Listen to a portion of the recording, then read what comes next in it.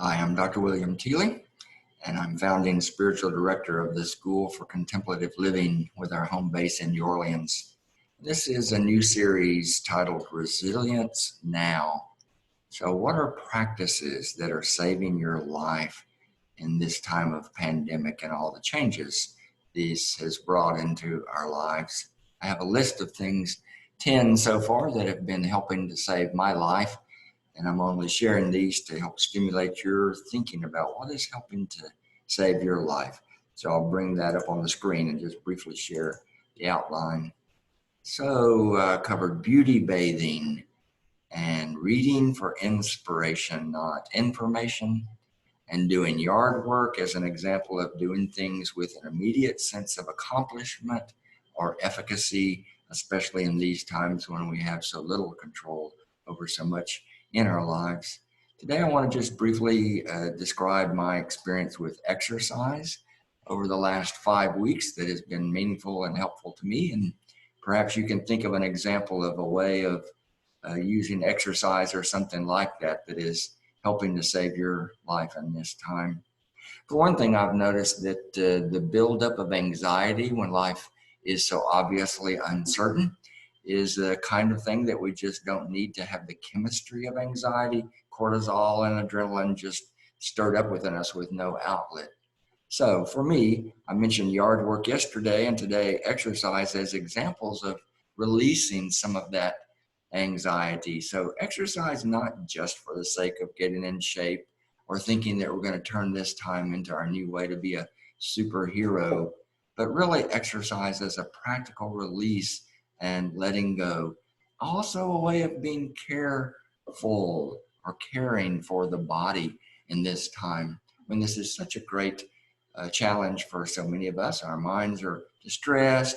It's very addictive to just say, let's watch the news all day, every day, and keep up with the latest reports. But in lieu of that, a better way to find a use of our time, in my opinion, is to look for simple ways for us to exercise. We happen to live in a subdivision that is just off the Pearl River, right on the southeastern border of Louisiana. So our yard happens to just back straight out into the Honey Island swamp. So this gorgeous cypress swamp that is behind us. All around us are giant trees, beautiful nature. So I've mentioned before the value of getting out to really just walk slowly and see all of that. But to me, exercise is another way to both still take in what's going on in the outside world and drink in that beauty, but also to really feel the body, getting that kind of pumping of energy that can help us take care of the body in this time.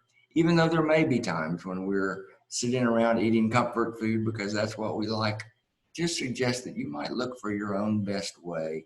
For me, it's been taking these 30-minute long brisk walks most every morning, about 6 days a week. And those walks are partly to see the beauty in the world around me, but really that particular time is pretty brisk. It really is for getting the heart rate going, releasing some of that anxiety, and as best I can, taking a little better care of this body during these days when I really have plenty of time to do that. So I just invite you to consider for yourself, what physically can you do? Obviously, even if you're in some form of disability where you cannot hardly even get out of a chair, still in a chair, we can move our arms and stretch and move our legs, raise them up off the floor.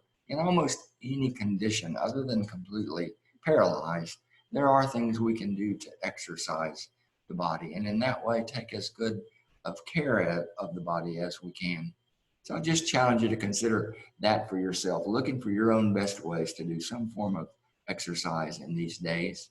And also in the meantime, continue to build your own list of what works for you, what helps you, what practices are saving your life by building resilience now. I hope you'll join me again for future episodes to explore some other examples of practices that are helping to save my